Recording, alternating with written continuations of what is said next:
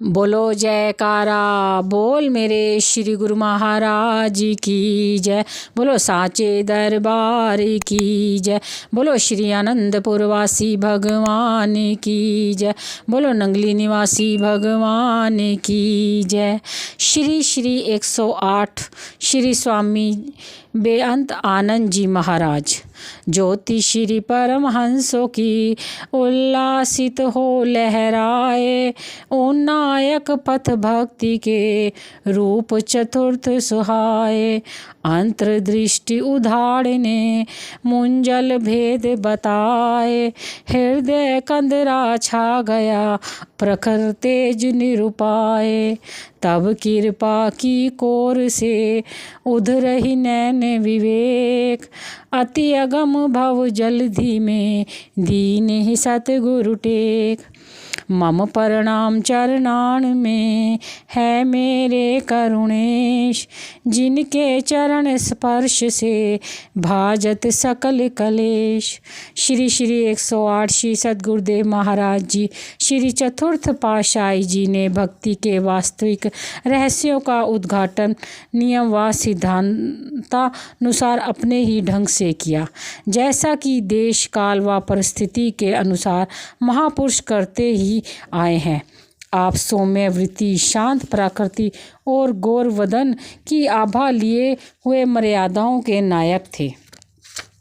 इसलिए आपको अधिकांश मर्यादा पुरुषोत्तम श्री रामचंद्र जी से उपमा दी जाती है।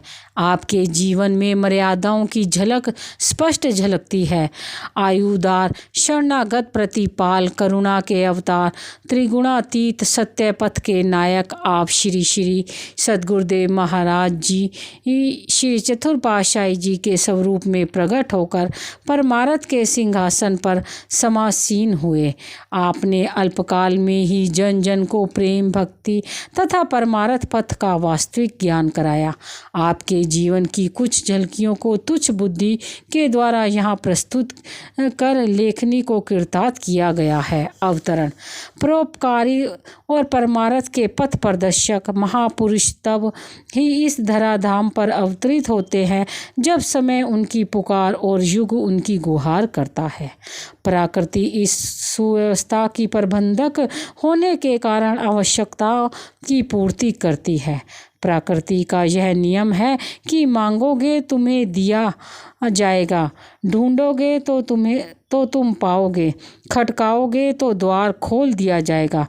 जो मांगता है उसे मिलता है, जो ढूंढता है वह पाता है, जो खटखटाता है उसके लिए द्वार खोल दिया जाता है। श्री परमहंस दयाल जी श्री प्रथम पातशाही जी ने इस अद्वैत संप्रदाय का पौधा लगाया। इसके फलने, फूलने तथा सुगंधि फैलाने की परंपरागत सुव्यवस्था भी प्रकृति ने की। समय समय पर उन अवतारी विभूतियों को प्रकट कर इस वसुधा को कृतार्थ किया। ऐसी ही विभूतियों में से हमारे हृदय सम्राट महाराजाधिराज श्री श्री 108 श्री स्वामी बेअंत आनंद जी महाराज श्री चतुर्थ पातशाही जी अवतरित हुए। जिस स्थान पर एक महापुरुष का अवतरण होता है वह स्थान पूजनीय बन जाता है, और जहाँ पर दो दिव्य महान व्यक्तित्व अवतरित हुए तो उस धरती के ना जाने कितने भाग्य होंगे। इस लक्की के कण कण में जैसे उल्लास समा गया। जन कल्याण हेतु परंपरागत महापुरुषों के अवतरण को निरख श्री परमहंस दयाल जी की अमर ज्योति मानो मस्ती में जगमगाने लगी। अब तो संसार में अधम की अधिकता न होगी। भक्ति पथ पर अग्रसर कराने वाली अति दिव्य विभूतियों के प्रभाव से धर्म, सत्य, पवित्रता और जय घोष होगा। अतः नभ में हर्ष की दंदुभी बजने लगी। ऐसी छटा निरख कर बहारों के मुस्कान के साथ अपना दामन पसारा। मुहब्बत के तार ने हवा ने सुनाए, उजड़े चमन में भी गुल मुस्कुराए। सितारों के मोती फलक ने लुटाए, सहर आई जरीन अचल उठाए। दामने हवस से मिला छुटकारा, अब अरफान को मिल गया जब द्वारा। वली बन सद्गुरु ने अवतार धारा, डूबी थी कश्ती, दिया आसहारा। 20वीं शताब्दी के पर्दापरण के साथ परमार्थ पथ के भास्कर अंतर्मानस के अंधकार को मिटाने के लिए श्री स्वामी बेअंत आनंद जी महाराज का अवतरण हुआ। आप 22 जनवरी सन 1901 तदनुसार 10 माघ सम्मत 1957 पोष सुदी पूर्णमासी मंगलवार के दिन की प्रातः वेला में लक्की मरवत जिला बन्नू सीमा प्रांत में अवतरित हुए। पूर्व दिशा में ज्यों ही उषा का आगमन हुआ, इस अमर ज्योति की भी नवल प्रभात में उषा आ गई। जैसे सूर्य की किरणों को पाकर पंकज खिल उठता है, उसी प्रकार भक्ति परमार्थ की अभिलाषी आत्माएं इस भक्ति के दिवाकर को पाकर प्रफुल्लित हो उठी। अरुणिमा बेला में पक्षियों ने कलरव किया, लालिमा ने दिशाओं को लाली से भर दिया। भक्ति परमार्थ की लालिमा में प्रेमियों ने अपने भाग्यों को सहारा। पाप, अधर्म और कुप्रवृत्तियाँ अपना दामन संभाल विदाई लेने लगी। पूज्य श्री चोखा राम जी को आपके पिता तथा पूज्य सुश्री कंवर बाई जी को आपकी माता बनने का श्रेय प्राप्त हुआ। दाएं श्री चरण में चक्र चिन्हों का समन्वय ऐसा था कि जिसकी शोभा देखते ही मन मुग्ध हो जाता और चरण स्पर्श करते ही आत्मिक सुख तथा शांति की अनुभूति होने लगती। संस्करण के दिन आपका शुभ नाम श्री मूलचंद जी रखा गया। संत महापुरुष जगत की मंदावस्था को सुधारने के लिए ही अवतार धारण किया करते हैं। आते अनामी लोक से प्रभु, स्वरूप साकार का घर, करते उदार सुधार अति, उपकार जन जनक पर, दिखाते पथ निज धाम का, परमार्थ पर चला कर, जो शरण की टेक गए, छूट जाए माया का डर। काली को देख कर यौवन अधर्म ने धूम मचाई, भक्ति पथ दृढ़वन को परमहंसों की ज्योति आई है। दिया जो शब्द का शस्त्र, मन ने मुँह की खाई है, दिव्य आभा लिए परमहंसों ने क्या लीला रचाई है। बचपन से ही आप गंभीर, एकांत प्रिय, शांत प्रकृति, सुशील स्वभाव, अपनी ही मस्ती में मस्त रहने वाले थे।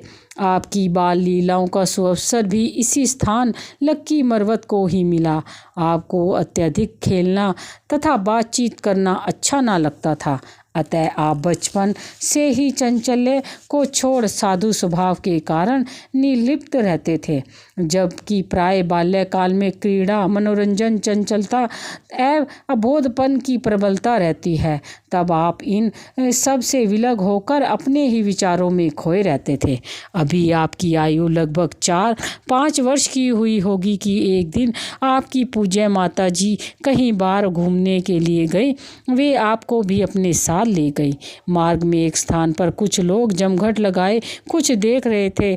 माता जी भी उस भीड़ को देखकर उधर ही चल दी। वहाँ पर मध्य में एक बैल खड़ा था। उसका मालिक जो भी प्रश्न करे वह उसकी सांकेतिक भाषा में उन प्रश्नों का उत्तर देता था। उसके चारों ओर खड़े हुए लोग अपने भावानुसार प्रश्न कर रहे थे। उस जनसमूह में किसी व्यक्ति ने प्रश्न किया कि इस समूह में भगवान का सबसे प्यारा कौन है। वह बैल चलता चलता भीड़ को एक और करता हुआ वहाँ आ खड़ा हुआ जहाँ पर आप अपनी माता जी के साथ खड़े थे। उसने अपने सिर से उसकी ओर आपकी ओर संकेत किया। वह बेचारा सांकेतिक भाषा में यही उत्तर दे रहा था कि आप भगवान के प्यारे ही नहीं अपितु बालक के रूप में स्वयं भगवान है। उस समय जनसमूह बड़े आश्चर्य से आपकी ओर देखने लगा। सचमुच ही जिन हृदयों में कुछ भक्ति भावना तथा अपने इष्ट देव के प्रति प्रेम था, वे आपकी ओर आकृष्ट हुए बिना ना रह सके। वे एकटक आपकी मनोरम छवि को निहारते ही रह गए। आप अपने सरल स्वभाव से अपनी माता जी के साथ घर लौट आए। आपकी शिक्षा दीक्षा भी लक्की मरवत में ही हुई। आपने उर्दू में उच्च शिक्षा को प्राप्त किया। इसके साथ साथ फ़ारसी और हिंदी भी आप जानते थे। समय के साथ साथ आप बड़े होते गए और इस लौकिक शिक्षा को लोक मर्यादा अनुसार पूर्ण किया।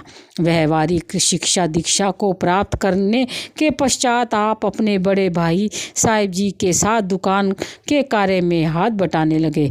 घर में सब भाई बहनों में आयु में छोटे होने के कारण आप सब के स्नेह के पात्र बन गए थे, परंतु आपका तेज ही ऐसा था कि घर में सब आपके कथन अनुसार चलते। पूज्य माता पिताजी ने आप का 18 वर्ष की आयु में ही विवाह कर दिया, किंतु आपका मन इन संसारी झंझटों से उपराम रहता था। आपने अभी गुरु दीक्षा भी प्राप्त ना की थी, तो भी आपको साधु संतों की संगति बहुत प्रिय लगती थी। आपने यहाँ एक पुत्र रतन ने जन्म लिया आपके यहाँ एक पुत्र रतन ने जन्म लिया, किंतु आपको उससे विशेष स्नेह न था। आप किसी दिव्य आनंद की खोज में थे। गुरु दीक्षा संत महापुरुष आदि काल से चली आ रही परंपरा को अपनाते हैं। वे सर्वगुण संपन्न होते हुए भी मर्यादा में सब काम करते हैं। अन्य महापुरुषों की भांति आप श्री स्वामी जी श्री चौथी पातशाही जी ने भी उसी रीति को अपनाया, क्योंकि गुरुवाणी में भी यही उपदेश है कि धुरी समय का हुक्म पाइए, विणु सतगुरु चेतिया ना जाई। सद्गुरु की प्राप्ति के बिना ज्ञान नहीं होता, यही धुर का संदेश है। चाहे अवतार स्वयं ज्ञान के भंडार दाता एवं मालिक होते हैं, फिर भी गुरु दीक्षा का आदर्श स्थापित करने के लिए मानवीय लीलाओं में यही दर्शाते हैं कि सद्गुरु के बिना पूर्ण ज्ञान की प्राप्ति नहीं हो सकती। आप नित्य नियम को तो श्रद्धापूर्वक किया करते थे। समय के पाबंद रहना आपका मुख्य धर्म था, जिसे आपने पूर्णतः निभाया। इस दैनिक नित्य क्रम एवं साधु महात्माओं की सेवा तथा संगति से आपके हृदय में गुरु दीक्षा के लिए उत्कृष्ट इच्छा जागृत हुई। आप प्राय सभी आने जाने वाले साधु महात्माओं को कहा करते थे कि अभी हमें पूर्ण शांति का अभाव खटकता है। ऐसे ही समय पाकर वह स्वर्णावसर आ गया कि एक बार श्री परमहंस सद्गुरुदेव जी श्री दूसरी पातशाही जी लक्की मरवत में भक्त साहिब राम जी के घर विराजमान थे। लक्की मरवत शहर के समीप व दूर से संगतें श्री दर्शन के लिए आ रही थी। श्री अमृत वचनों का रसपान करते हुए श्रद्धा और प्रेम की निर्मल भावनाएं उनके दिलों में लहरों के समान हिलोरे ले रही थी। जो भी प्रेमी श्रद्धा व प्रेम से श्री सद्गुरुदेव महाराज जी श्री दूसरी पातशाही जी को अपना गृह पवित्र करने हेतु श्री चरणों में विनय करते, तो श्री सद्गुरुदेव महाराज जी बड़े प्रेम से उस श्रद्धालु की विनय को स्वीकार कर लेते थे और दिन के ही समय उस प्रेमी के गृह को पवित्र करते। वहाँ अमृत प्रवचन तथा सत्संग उपदेश से अधिकारी तथा संस्कारी आत्माएं अत्यधिक लाभ प्राप्त करती। श्री सद्गुरुदेव महाराज जी श्री दूसरी पातशाही जी के आगमन का समाचार संपूर्ण लक्की मरवत में फैल गया। इस स्वर्णिम अवसर का संदेश आप श्री स्वामी जी श्री चौथी पातशाही जी के घर तक भी आ पहुंचा। आप उस समय दुकान पर गए हुए थे। पूज्य माता जी आपसे पूछे बिना कोई काम ना कर सकती थी। वे इसी प्रतीक्षा में थी कि कब आप आएं और माता जी आपसे पूछकर श्री सद्गुरुदेव महाराज जी को गृह पवित्र करने के लिए विनय करें। उस दिन अचानक दोपहर को दुकान का कार्य अधिक होने से आप घर न आए। माता जी आपके आगमन की राह में नैन लगाए घड़ियां गिन रही थी। रात्रि समय घर आकर अभी आपने भोजन भी ना किया था, परंतु माता जी दिन भर की उत्सुकता को अधिक देर तक ना रोक सकी और आपके सम्मुख वह विचार प्रकट कर दिया कि श्री सद्गुरुदेव महाराज जी भक्त साहिब राम जी के घर में कृपा फरमाई है, आप भी गृह पवित्र करने के लिए विनय करें। आपके हृदय में एक नई उमंग जाग उठी। अंदर ही अंदर चित्त हर्ष से झूम उठा, जैसे किसी ने हार्दिक अभिलाषा को पूर्ण होने का संदेश दिया हो।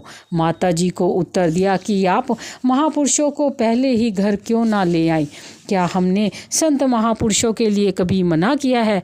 लो, हम अभी जाते हैं। इतना कहकर आप बिना भोजन किए ही भक्त साहिब राम जी के घर की ओर चल दिए।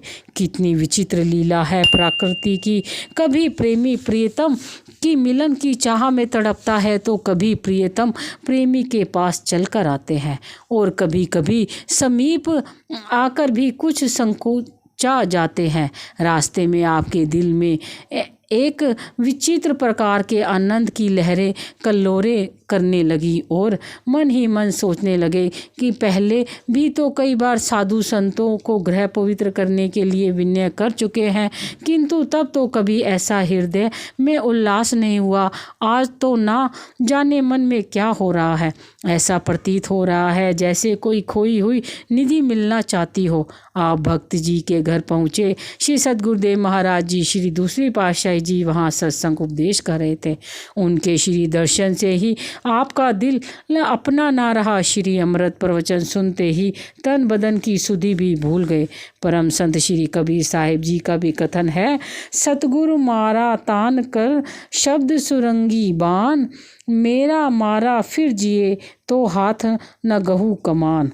परम पार ब्रह्म सद्गुरुदेव जी की पहचान ही यही है कि उनका उपदेश तीनों गुणों से ऊपर का होता है। उनका दिया हुआ नाम मंत्र एक अचूक बाण है। जिसके हृदय में वह प्रवेश कर लेगा, वह अपनी बुद्धि के समस्त कौशल को भूल जाएगा। अपनी आत्मा के साक्षात्कार करने में उसे कोई कठिनाई ना होगी, यह 100% निश्चित है। श्री सद्गुरुदेव महाराज जी श्री दूसरी पातशाही जी के सत्संग उपदेश की समाप्ति पर आप श्री स्वामी जी श्री चौथे पातशाही जी ने उसी समय वहाँ गुरु दीक्षा की मर्यादा को पूर्ण किया। नाम दीक्षा प्राप्त करते ही जैसे एक दीपक से दूसरा दीपक उसी ज्योति को अपने में भर लेता है, वैसे आपकी दशा भी श्री सद्गुरुदेव महाराज जी के शुभ संयोग से हुई। श्री सद्गुरुदेव महाराज जी श्री दूसरी पातशाही जी ने अपने परम प्रिय अन्य शिष्य को पाकर मन ही मन प्रसन्न हो रहे थे। उनकी साधना भी नई उमंगों में हार पिरो रही थी। भक्ति पथ पर दृढ़ कदम रख कर चलने वाले अलौकिक शिष्य को पाकर श्री परमहंस दयाल जी श्री पहली पातशाही जी की मौज को साकार होता देखकर उनकी प्रसन्नता की सीमा ना रही। उन्होंने आपको एक ही दृष्टि में निहाल कर दिया, क्योंकि संत महापुरुषों में यह एक विशेष गुण है कि पारस में अरु संत में बड़ो अंतरो जान, वह लो कंचन कर वह कर ले आप समान। पारस एक पत्थर है जो लोहे से छू जाए तो लोहा सोना बन जाता है, और संत महापुरुषों में अत्यधिक भेद होता है। पारस यदि लोहा को छू जाए तो उसे सोना अवश्य बना देता है, परंतु उसे अपना रूप पारस नहीं बना सकता। संत महापुरुषों की संगति में यह विशेष गुण होता है कि जो जीव उनकी पावन संगति श्रद्धा विभोर होकर करते हैं, वे उन्हें अपना ही रूप बना लेते हैं। संस्कारी और अधिकारी आत्मा ही ऐसे बनने में समर्थ होती हैं। श्री सद्गुरुदेव महाराज जी श्री दूसरी पातशाही जी के श्री दर्शनों ने ही आपके हृदय में मालिक के प्रेम की वह लटक लगा दी, जिसे लगते ही आपने समस्त संसार को भुला दिया। आपने नाम दीक्षा लेकर श्री चरणों में गृह पवित्र करने के लिए विनय की। आपकी विनय को स्वीकार कर श्री सद्गुरुदेव महाराज जी आपके घर कृपा की। माता जी व घर के अन्य सदस्यों को आपके बदले हुए रंग ढंग को देखकर चकित रह गए। यह क्या, आप तो समस्त सुध बुध खोए और भ्रमर की भांति श्री सद्गुरुदेव महाराज जी की श्री छवि की क्रांति पर मुग्ध हो रहे थे। अपने दिल भरकर इस दर्शन रूपी अमृत को पिया। अब आपकी दशा मछली की न्याय बन गई। जिस तरह मछली पानी से अलग होने पर तड़पती है, इसी प्रकार आपको श्री सद्गुरुदेव महाराज जी से एक क्षण के लिए विलग होना असहाय हो रहा गया। आपने श्री सद्गुरुदेव महाराज जी के सम्मुख शिष्य के रूप में इस कथन को बिल्कुल सत्य सिद्ध कर दिया। जिमि चंदा लेहि चंद्रमणि अमित द्रवत तेह काल, गुरुमुख निरखत शिष्य को अनुभव होत विशाल। जिस प्रकार चंद्रमा को देखते ही चंद्रकांत मणि पिघल कर बहने लगती है, इसी प्रकार सद्गुरु के स्वरूप को निहारते ही शिष्य का हृदय पसीज उठता है और उसका अनुभव विशाल हो जाता है। अर्थात जैसे चंद्रमा की किरणों को अपने में समाहित करने की योग्यता केवल चंद्रकांत मणि में ही है, उसी प्रकार श्री सद्गुरुदेव महाराज जी के श्री दर्शन करते हुए उनसे रूहानी शक्ति ग्रहण करने की क्षमता केवल उच्च संस्कारी शिष्यों में ही होती है।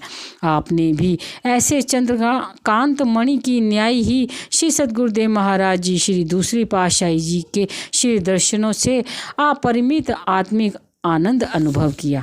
श्री सद्गुरुदेव महाराज जी ने आपके ग्रह को पवित्र किया तथा पुनः भक्त साहिब राम जी के घर पधारे। वहीं सत्संग उपदेश की पावन धारा में जन जन को मंजन कराने में निरत रहे। अब आपका प्रेम भी तीव्र गति से बढ़ता गया। आप सारा दिन भक्त साहिब राम जी के घर श्री सद्गुरुदेव महाराज जी की सेवा में व्यतीत करते। रात्रि समय जब सारी संगत अपने घरों को लौट जाती तो आप सेवा में ही लगे रहते। जब श्री सद्गुरुदेव महाराज जी आपको घर जाने की आज्ञा फरमाते तो आपको श्री आज्ञा अनुसार घर जाना पड़ता। आप घर तो चले जाते परंतु रात्रि का एक एक क्षण गिन गिन कर बीतता। उस समय के वियोग के क्षण आपको युग सम व्यतीत होते हुए प्रतीत होते थे। जैसे तैसे रात गुजार कर ब्रह्म मुहूर्त में ही घर से चल देते। अभी भक्त जी के घर का द्वार खुलने भी ना पाता कि आप द्वार पर जाकर खड़े हो जाते और प्रेम में मग्न हुए किवाड़ खुलने की प्रतीक्षा करते। श्री सद्गुरुदेव महाराज जी श्री तीसरी पातशाही जी से आपका अत्यधिक प्रेम था। वे भी इस लक्की मरवत में ही अवतरित हुए थे तथा श्री सद्गुरुदेव महाराज जी श्री दूसरी पातशाही जी के श्री चरणों में उनका अन्य अनुराग था। भक्त साहिब राम जी भी उच्च कोटि के प्रेमियों में से थे। अतः आप तीनों श्री स्वामी वैराग्यानंद जी महाराज, श्री स्वामी बेअंत आनंद जी महाराज तथा भक्त साहिब राम जी परस्पर मिलते तो प्रेम के समुद्र में मानो बाढ़ आ जाती, जिसकी लहरें एक दूसरे के आगे बढ़ना चाहती थी। अतः जब तक श्री सद्गुरुदेव महाराज जी श्री दूसरी पातशाही जी भक्त साहिब राम जी के घर विराजमान रहते, आप तीनों मिलकर श्री सद्गुरुदेव महाराज जी की सेवा बड़े प्रेम, श्रद्धा एवं लगन से करते रहते। श्री सद्गुरुदेव महाराज जी इस बार भी कुछ दिन लक्की मरवत में विराजमान रहे। श्री अमृत प्रवचन, श्री समुंजल दर्शन तथा पावन संगति से त्रिवेणी के सबको मंजन कराते रहे और आपके श्री स्वामी जी श्री चौथी पातशाही जी बदलते हुए रंग ढंग को देखते रहे। अर्थात आपको भी संसार की ओर से सर्वथा उपरामता हो गई थी और श्री चरणों में आपने अगध प्रेम का संबंध जोड़ दिया। आप अधिक रात्रि गए तक श्री चरणों में बैठे रहते। लंगर आदि की सेवा तथा श्री चरणों की निजी सेवा, ये सब आप बड़े हितचित से करते। श्री सद्गुरुदेव महाराज जी ने कुछ दिन यहाँ रहकर पुनः बुन्नू तथा अन्य स्थानों पर सत्संग प्रचार करने के लिए प्रस्थान किया। अब आप घर के कार्य व्यवहार को भूल गए। श्री आज्ञा ही आपके श्री जीवन का लक्ष्य बन गई। जब भी सेवा के लिए आज्ञा पाते तन प्राण से उसे पूरा करने में संलग्न हो जाते। हर समय उनके प्रेम में डूबे ही रहते।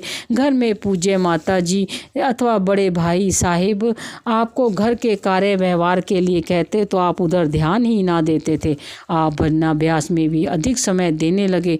गुरु दीक्षा लेते ही आपके दिल में अत्यधिक लगन गुरु भक्ति की लग गई। अतः जब श्री सद्गुरुदेव महाराज जी लक्की में विराजमान होते तो आप पूरा समय श्री चरणों में उपस्थित रहकर सेवा में व्यतीत करते। जब वे बाहर प्रस्थान करते तो आप प्रातः 3-4 बजे उठकर भजन अभ्यास में बैठ जाते और काफ़ी दिन चढ़े तक बैठे ही रहते। संध्या समय भी भजनाभ्यास में बैठते तो कभी रात्रि, कभी कभी तो दूसरे दिन की दोपहर तक सुरत शब्द योग के साधनों में लीन रहते। भजनाभ्यास के बिना आपको भोजन भी अच्छा ना लगता। जब भी श्री सद्गुरुदेव महाराज जी लक्की मरवत या अन्य समीपवर्ती स्थानों पर कृपा करते तो आप व भक्त साहेब राम जी दोनों वहां पहुंचकर कई दिन तक श्री सेवा में उपस्थित रहते। जब वहां से लौटते तो पहले से भी अधिक भजन अभ्यास में संलग्न हो जाते। इस प्रकार के नियम अनुसार 1 वर्ष व्यतीत हो गया। एक दिन आपने भक्त जी को कहा कि भजनाभ्यास के लिए कोई एकांत स्थान होना चाहिए। घर में अभ्यास ठीक रूप से नहीं होता। एकांत स्थान में जब तक इच्छा हो अभ्यास में बैठे रहें। लक्की मरवत स्थान से 6 फलांग की दूरी पर एक छोटा सा दरिया, जिसे गंभीला दरिया टोची कहा जाता है, इसके किनारे एक मकान खाली पड़ा था। आप दोनों एकांत स्थान को ढूंढते हुए वहां पहुंचे। यह मकान भक्त साहेब राम जी के घर से 1.25 मील की दूरी पर था।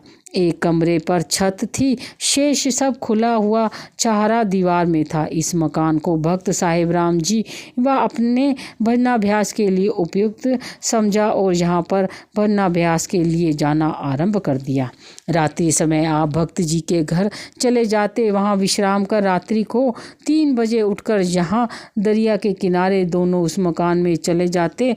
जब प्रेमी का प्रेमी से मिलाप हो जाए, भक्ति का कहना ही क्या, दिन दुगनी और रात चौगनी उन्नति हो जाती। कहा भी जाता है कि प्रेमी ढूंढत मैं फिरूं, प्रेमी मिले न कोए, प्रेमी से प्रेमी मिले, गुरु भक्ति दृढ़ होए। प्रातः काफ़ी दिन चढ़ने पर वहाँ से लौट आते और अपने अपने काम पर चले जाते। यह कार्यक्रम 3 वर्ष तक निरंतर चलता रहा। सर्दी, गर्मी, अंधेरी तथा वर्षा आदि किसी भी परिस्थिति में आपने इस नियम में कभी अवकाश नहीं होने दिया। जब आपका दिल चाहता तो कई बार पूरा दिन भजनाभ्यास में बैठे रहते। इस प्रकार सुरत शब्द योग द्वारा आंतरिक मंजिलों को पार करने में निरत हो। जब भक्त साहिब राम जी परलोक सिधार गए तो आप कुछ समय तक तो यहाँ आते रहे, परंतु बाद में लक्की कृष्ण द्वार सत्संग आश्रम का निर्माण हो जाने पर वहाँ ही भजनाभ्यास के लिए जाने लगे। आपकी भक्ति, प्रेम तथा सेवा को देखकर यहाँ के सब लोग अत्यधिक प्रभावित हुए। इस प्रकार आपने नियम पूर्वक भजनाभ्यास करने का प्रभाव घर वालों पर भी हुआ। आपकी भक्ति भावना का यश लक्की मरवत के संपूर्ण क्षेत्र में फैल गया। लोग आपको भक्त जी के शुभ नाम से पुकारने लगे। जब भक्त साहिब राम जी परलोक सिधार गए तो उसके पश्चात किसी सेवक ने श्री सद्गुरुदेव महाराज जी श्री दूसरे पातशाही जी के श्री चरणों में विनय की कि भक्त साहिब राम जी दरबार की सेवा तन मन धन व हित चित से किया करते थे, वह सेवा अब कौन करेगा। श्री सद्गुरुदेव महाराज जी ने आप श्री स्वामी जी श्री चौथी पातशाही जी की ओर संकेत करके फरमाया कि इन्होंने भक्त जी की जगह की पूर्ति कर दी है। आप कुछ समय तो भक्त साहिब राम जी के उनके जीवित रहते हुए घर जाते रहे व परस्पर दोनों ही श्री सद्गुरुदेव महाराज जी के पावन यश तथा गुणानुवादों एवं मनोहारी लीलाओं को स्मरण कर आनंदित होते। जब श्री सद्गुरुदेव महाराज जी ने जन कल्याण हेतु लक्की मरवत में आश्रम स्थापित करवाया, जो कि शुभ कृष्ण द्वार के नाम से विख्यात था, तब आप वहां जाकर अधिक समय सेवा तथा भजनाभ्यास में व्यतीत करने लगे। अब आपने कभी 8वें दिन कभी 10वें दिन अपने घर जाने का नियम बना लिया। कभी कभी तो 1-2 मास में 1 आध बार ही मुश्किल से घर जाते। आपके घर वालों ने जब आपका यह नियम देखा तो आप तो घर की ओर से बिल्कुल उदासीन होते जा रहे हैं। तब आपके भाई साहब जी ने आपको एक बार एकांत में इतना कह दिया, आप दुकान का कार्य ना छोड़े, धन को दरबार की सेवा धन से दरबार की सेवा कीजिए। आपने उत्तर दिया, जब तन मन धन सदगुरु के अर्पण कर गुरु दीक्षा ले ली तो अब शेष अपने पास क्या रहा जिससे संसार की ओर लगाएं। उनकी श्री आज्ञा व प्रसन्नता ही जीवन का लक्ष्य है, उसी में ही तन मन धन लगाना है। मेरा तो यही दृढ़ निश्चय है। आपने ऐसा ही किया। आदर्श गुरु भक्ति। आप श्री स्वामी श्री चौथी पातशाही जी महान व्यक्तित्व को लिए हुए जन्मजात अवतारी विभूति थे, परंतु आपने गुरु भक्ति के नियम व सिद्धांतों को सुदृढ़ करने के लिए महान आदर्श स्थापित किए। आपका आचरण में जीवन ही इस बात का प्रत्यक्ष प्रमाण है। श्री सद्गुरुदेव महाराज जी के सम्मुख आपने जिन योग्यता से श्री आज्ञा एवं श्री मोज को प्राणपन से निभाया, वह सब आपके जीवन की प्रत्येक झलकी से स्पष्ट होता है। सत्यता और यथार्थता का साकार रूप आपकी जीवन झलकियों में इस प्रकार है। एक बार श्री सद्गुरुदेव महाराज जी टल में विराजमान थे। आप भी वहां पर श्री दर्शन के लिए गए। श्री सद्गुरुदेव महाराज जी की मौज कालाबाग की ज़मीन खरीदने की थी। पहले उन्होंने कुछ अन्य सेवकों को इस ज़मीन को खरीदने के लिए श्री आज्ञा प्रदान की। वे सेवक श्री आज्ञा अनुसार वहां से चल दिए। धन की कमी तथा अन्य साधन सुगम न होने के कारण वे लौट आए और इस कार्य को पूरा न कर सके। पुनः श्री सद्गुरुदेव महाराज जी श्री दूसरी पातशाही जी ने आपको तथा भक्त साहिब राम जी को इस कार्य के लिए आज्ञा दी। आपने यथासंभव साधनों से धन एकत्र किया और थोड़े समय में ही श्री मोज के अनुसार इस कार्य को पूरा कर दिया। श्री सद्गुरुदेव महाराज जी ने आपके इस कार्य पर अति प्रसन्न हुए। इसी प्रकार एक बार श्री सद्गुरुदेव महाराज जी की मरवत में भंडारा करवाया। इस भंडारे के लिए आप पूर्ण धनराशि की सेवा आपके जिम्मे लगाई। आपने श्री आज्ञा को शिरधार्य कर इस कार्य को भी पूर्ण रूप से संपन्न किया। वैसे तो महापुरुष सर्व संप्रदायों के मालिक होते हैं, प्रकृति उनकी चेरी होती है, परंतु वे संसार के सम्मुख एक आदर्श स्थापित करने के लिए उसी अनुरूप लीलाएं करते हैं जिससे वे एक उच्च आदर्श स्थापित कर सके। इस भंडारे के संपूर्ण होने पर श्री सद्गुरुदेव महाराज जी ने अपनी निजी मौज में आकर आपसे पूछा, हम आप पर अत्यधिक प्रसन्न है, आज कुछ मांगना चाहो तो मांग लो, हम देने को तैयार हैं। आपने विनय की कि प्रभु केवल आपके श्री चरण कमलों की भक्ति की अभिलाषा है। श्री सद्गुरुदेव महाराज जी ने फरमाया कि ठीक है, यह दोहा 3 बार पढ़ो। भक्ति दान मोहे दीजिए गुरुदेवन के देव, और नहीं कछु चाहिए निस दिन तुमरी सेव। आपने श्री आज्ञा अनुसार 3 बार इस दोहे को पढ़ा। पुनः प्रवचन हुए ऐसा ही होगा। आप श्री चौथी पातशाही जी महाराज आपने श्री मुख से कई बार फरमाया करते थे कि सद्गुरु चाहे कितनी भी दात जीव को बख्शे, परंतु सेवक को सदा विनम्र रहना चाहिए, सादगी से साधारण जीवन व्यतीत करना चाहिए। अतः आपने आजीवन यह सब कुछ करके दिखाया। आपके हृदय में सेवक भावना सदा विद्यमान रहती थी। आप सबको यही उपदेश देते थे कि सेवक बनने में बहुत सुख है। सेवक भाव से प्रत्येक सेवा को करना चाहिए, चाहे वह कोई भी सेवा क्यों ना हो। दरबार में झाड़ू लगाना, दरबार के सदस्यों का प्रबंधक बनना अथवा श्री चरणों की निज सेवा करना, इन सब में से कोई भी सेवा मिल जाए उसे अत्यंत श्रद्धा विश्वास से दिल लगाकर करनी चाहिए। सेवा के दिल में अहंकार को स्थान नहीं मिलना चाहिए, क्योंकि जब तक सेवक अहंकार को मिटा नहीं देता तब तक कुछ भी प्राप्त नहीं कर सकता। सेवक का पद उच्च है, परंतु सेवक धर्म निभाना कठिन है। इससे स्वयं को मिटाना पड़ता है।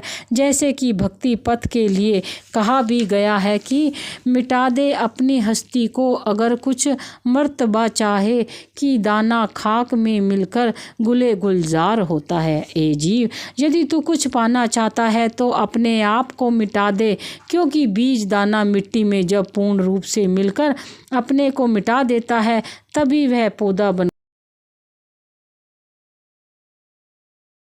कर्म करने के लिए अपने आहार, व्यवहार और विचारों को शुद्ध रखना चाहिए। बोलो जयकारा बोल मेरे श्री गुरु महाराज जी की जय। बोलो साचे दरबार की जय।